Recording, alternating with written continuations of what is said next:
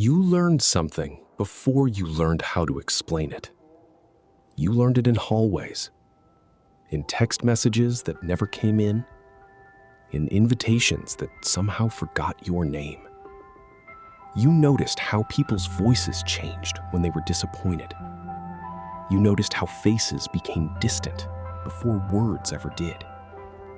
And little by little, you stopped waiting for rejection to happen. You started looking for it. Even now, part of you walks into every room already preparing for the moment you will not be chosen. But how do you ever feel wanted when your heart learned to expect goodbye first?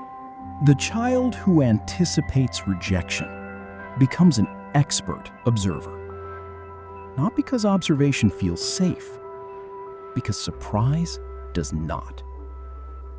Your nervous system began scanning. A delayed reply, a shorter sentence, a change in tone, a hesitation. Tiny signals became warnings. Warnings became predictions. Predictions became certainty. The danger was not rejection itself. The danger was being caught off guard by it. So your mind built an early warning system. And eventually, it stopped asking whether rejection was coming. It started asking, when?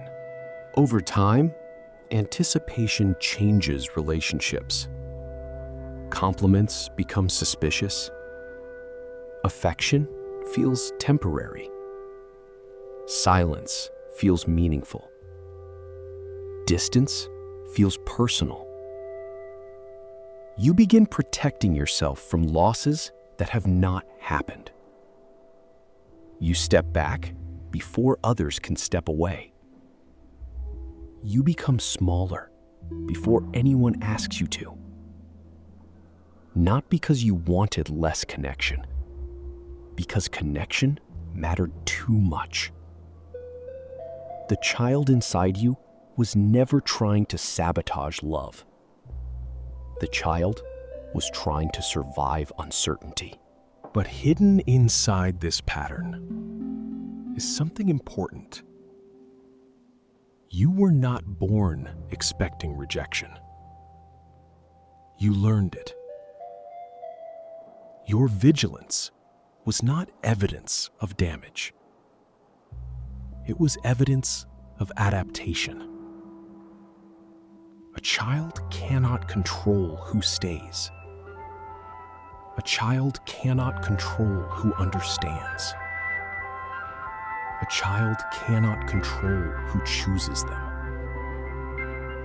But a child can learn to watch, to predict, to prepare. And that is exactly what happened.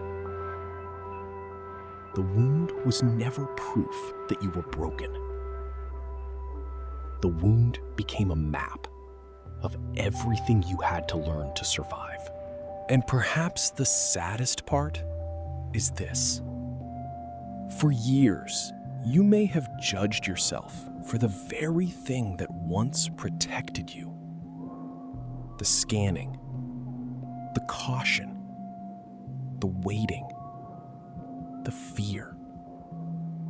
Yet all of it began as an attempt to stay connected, an attempt to belong, an attempt to avoid the pain of being left behind.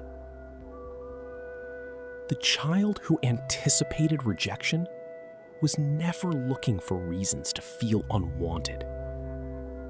The child was looking for reasons to feel safe.